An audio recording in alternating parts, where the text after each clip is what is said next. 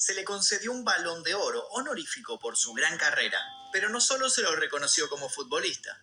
Fue nombrado Caballero de Honor del Imperio Británico, Ciudadano del Mundo por la ONU, Embajador de Educación, Ciencia, Cultura y Buenos Deseos de la UNESCO, Embajador para la Ecología y el Medio Ambiente por la ONU y Embajador del Deporte en el Foro Económico Mundial de Davos. En la década del 80 un videojuego llevaría su nombre, convirtiéndolo en el primer deportista en tener una vinculación con las plataformas, en este caso el Atari 2600. Queda claro que su trayectoria dejó en el mundo una enorme huella, no solo por la cantidad de récords que marcó, sino por cómo logró ganarle por goleada a todas las adversidades que le tocó atravesar. Portador de un espíritu inquieto, cuando decidió abandonar las canchas, no abandonó por eso la vida pública. Supo mantenerse vigente, demostrando su talento en tantas otras actividades y siempre manifestándose a favor de la perseverancia como modo de vida. Perseverancia que lo llevó a enfrentar una dura enfermedad siempre con la frente en alto y sin rendirse a la desesperación. Hagamos una última corrida hasta el área contrincante. En el camino vamos a repasar sus primeros años, su momento de consagración, sus polémicas con Diego Maradona y muchas otras cosas. Gambeta va, gambeta viene, el Juego Bonito va a llevarnos hasta el 29 de diciembre de 2022, el día que murió Pelé. Antes de continuar me gustaría que me cuenten si conocen la historia de Pelé y que me digan qué opinan de esa afirmación que dice que fue el mejor jugador del mundo. Los leo en los comentarios y ahora sí, comencemos. El martes 29 de noviembre de 2022 por la noche, Pelé ingresó al hospital de San Pablo Albert Einstein, según informó la cadena ESPN en Brasil.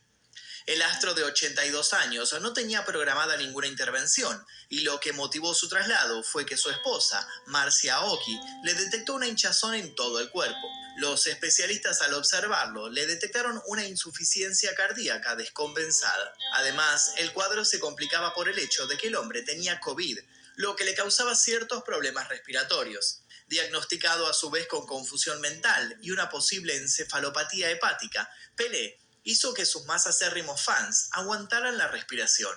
Aquello no se veía bien.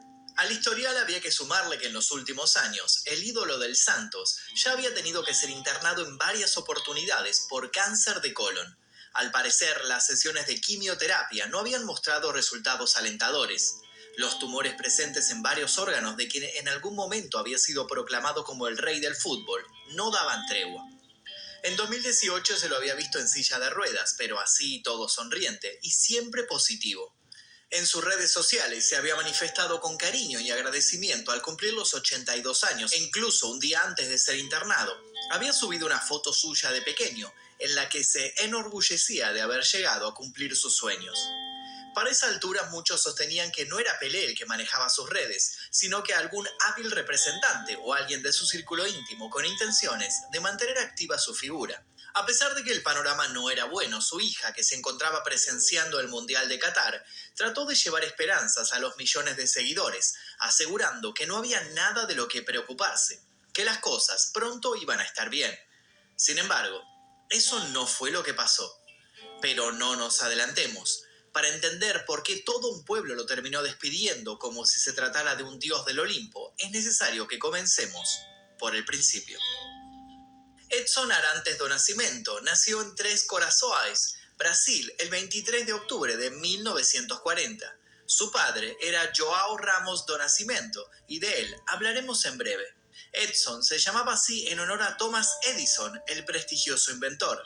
Sus progenitores esperaban que su hijo pudiera convertirse en alguien igual de reconocido que su tocayo estadounidense. No se imaginaban que no solo sería así de famoso, sino que para algunos, incluso más querido. Sus conocidos, sin embargo, no tardaron en obviar su nombre de pila y ponerle un apodo. Le decían Tico, que significa hijo de un guerrero.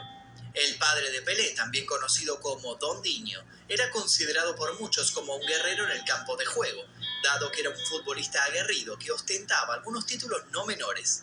Sin embargo, por aquella época, ser jugador de fútbol no era un negocio rentable, ni siquiera en Brasil, por lo que Dondinho no había podido vivir exclusivamente de su amor por el deporte. Edson se sentía orgulloso de que lo llamaran Tico, por lo que incluso llegaba a presentarse así frente a otros chicos a los que quería impresionar. Muy distinto fue cuando sus compañeros de clase le pusieron un segundo apodo, un apodo que durante años odió.